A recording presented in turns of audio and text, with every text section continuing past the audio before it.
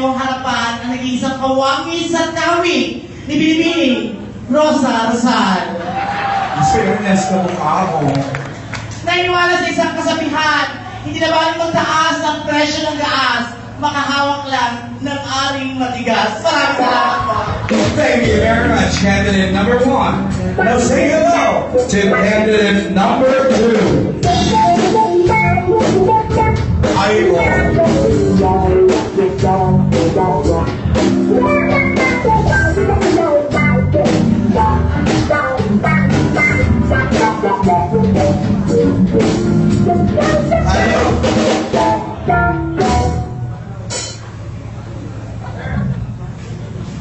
Magandang gabi po sa inyo lahat.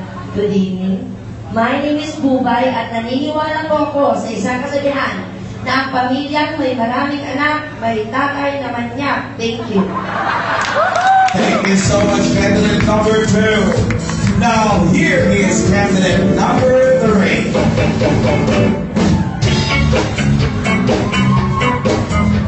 Grabe naman.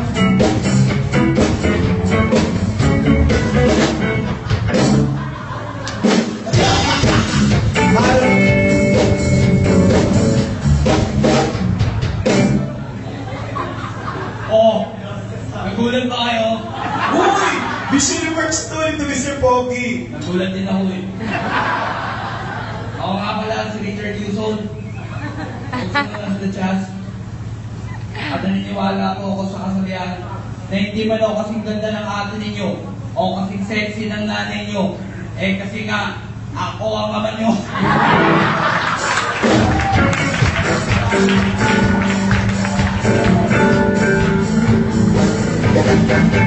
Thank you very much, candidate number 3. Now give it up for candidate number 4.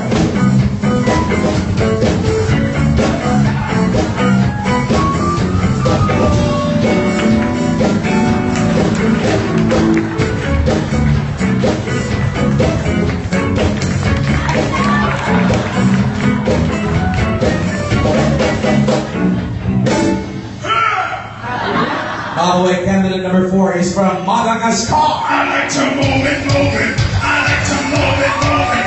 You like to move it, move it. We like to. Thank you. Malaking tao, bakla. Ladies and gentlemen, my name is Dax Martin at naniniwala po ako sa kasabihang aanin mo ang ganyang kutis kung ang ilong mo naman ay nangangatis.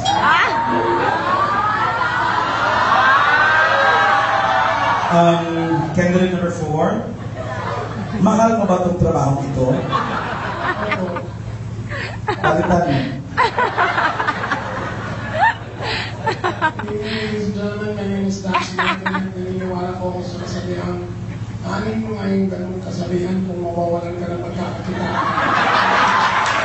That's a lot better. Thank you very much, candidate number 4. Let's all welcome candidate number 5.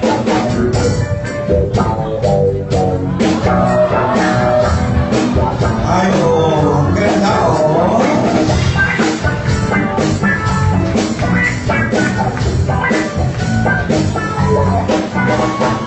Good evening, ladies and gentlemen. Nasa inyo pong harapan na nagpatibok sa puso ni Sir Raymond Santiago, Mohon Tulfo.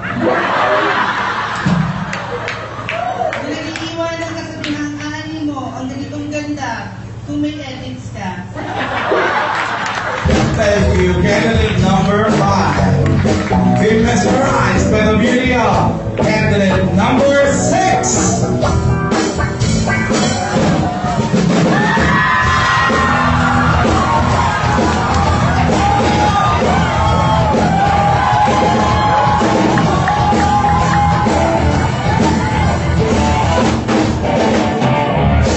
Mula sa tahanan ng Kongreso at Senado, ako si John Lynn Napoles!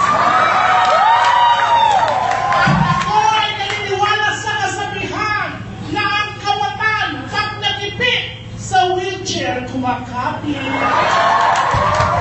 There you have it, ladies and gentlemen. Our 6. 2, 4, 5. Meron pa? Meron pa? May humabol. Candidate number 7.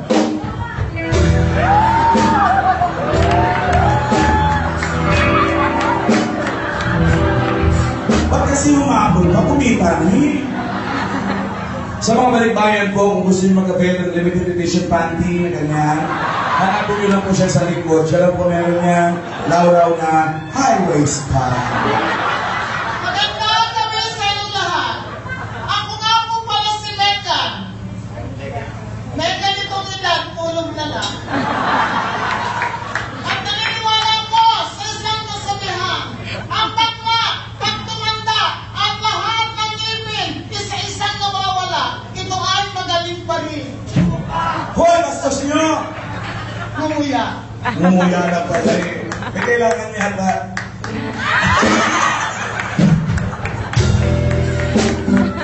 A round of applause, ladies and gentlemen, for our candidates. We now come to the more exciting part of the pageant, and that is the question and answer portion. Candidate number 1, step forward, please. Uy, nagkaluwat lang. Candidate number 1, do you want an easier or difficult question? Of course, I want an easy cold And question. what is an easy cold question?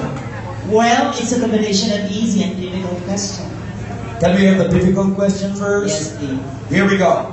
If you were the President of the Republic of the Philippines, with what's happening to the country right now, after some disasters and some unrest in the southern part, give us your priorities, at least 5, in order for you to alleviate the economic situation of the country and better the lives of the Filipino people here and around the globe.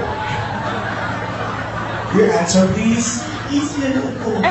No problem. Your easy question. Do you have a cell phone? Nakasamula ako. Thank you very much. Next candidate, please.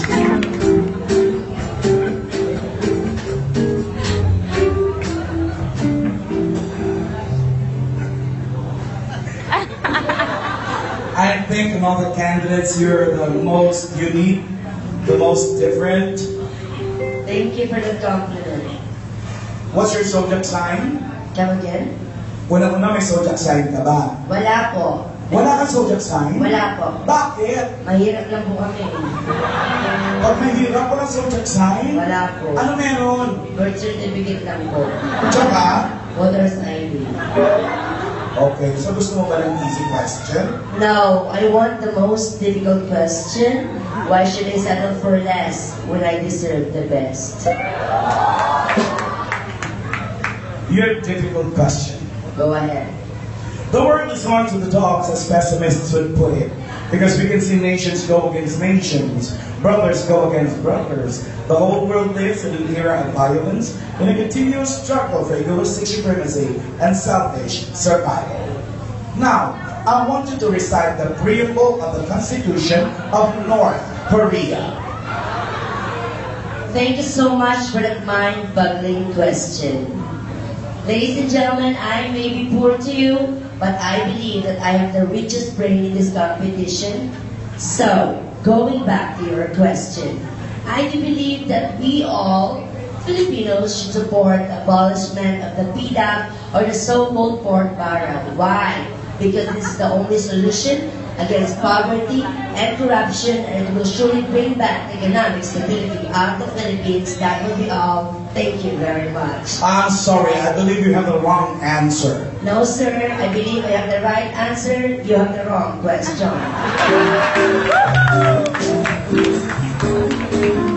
Next ba yun?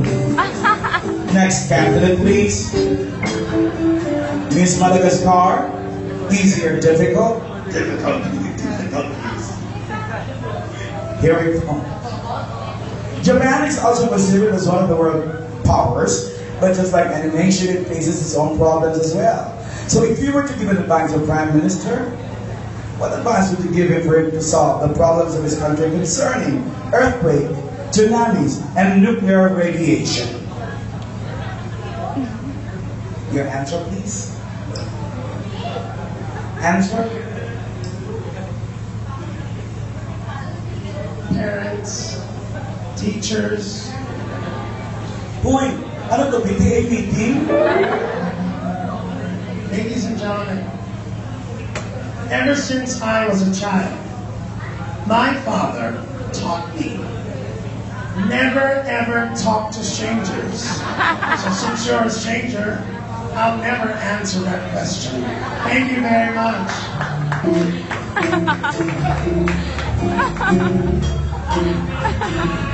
Thank you very much. Next candidate, please. May problema ka ba? Lady, I understand that you're into astronomy, the study of stars. Yes, sir. Okay, so that your question would be, what do you consider the most significant planet in the solar system? Well, I do believe that the most significant planet is the planet Mercury. Why Mercury? Dahil sa Mercury, nakakasigurado po tayong gamot ay laging bago. Thank you so much. And next candidate, please. How are you? I'm hungry. Your question. What for you is the most important part of your body? Well, since the beginning of time, I believe that the most important part of my body is my neck. Sorry, I don't see any neck. Well, this is what we call an imaginary neck. Okay, why your neck? Well, I choose my neck because my neck is connected to my head, and my head is connected to my face. For I believe that my beautiful face will wear the crown for tonight's competition. I love your confidence. What about the second most important part of your body? Well, I guess it would be my arm. What about your arm? Well, I choose my arm because my arm is connected to my hands, which I eventually use doing on my moments of victory. So when you have a foretaste of your victory, can I see you wave and higher like the rest? Higher, please. Well, Mr. Host, sorry to disappoint you, but I cannot raise my hand right now. And why not? I cannot make it because my armpit is badly devastated by the global warming. I would understand. Thank you so very much. And next candidate, please. How about you? Do you want an easy or a difficult question? No, easy. Show me the most difficult one. Abubo ko ng mga candidates niyo. Ay, grabe. OMG. You're so boastful. Ano yun? Akala mo ba ang bobo ng mga candidates? Tapos ikaw pala itong boastful na hindi mo alam. Ano ang boastful? Boastful lang, no? Give me the meaning of boastful. Ito naman, ito bagay lang talalaki ng tao. Then. Gusto nila marinig kung alam mo ang boastful. Ano ang boastful? Alam ko yung boastful lang. Ano nga ang boastful? Inaano ka ba? Ako kasi boast. So anong boastful? Pag sinabi ko, malalaman mo. Ako alam ko. O, alam ko din yun. Kaya mo tayong dalawa lang nakakala. Please, ikaw ang pag-usap dito. Ayaw mo kausapin ko. Pangit. Tawag ka. Ay, hindi ikaw siya. Ay, personal. Oh my God, boastful lang. Hindi mo alam. Sabi mo, bobo ka kasi. Hello! Boastful. Alam mo yung boastful? Alam mo yung boastful? Oo, alam ko yun! Hello? At bobo ako? Oo. Sino sa ating dalawa ang honor student mo na elementary and high school? Hindi ako honor, pero alam mo, mas matalino ako sa'yo, no? Pero ako honor. Honor ka dyan! Totoo yung taka, sunod-sunod sa elementary honor, high school honor, consequence honor, taka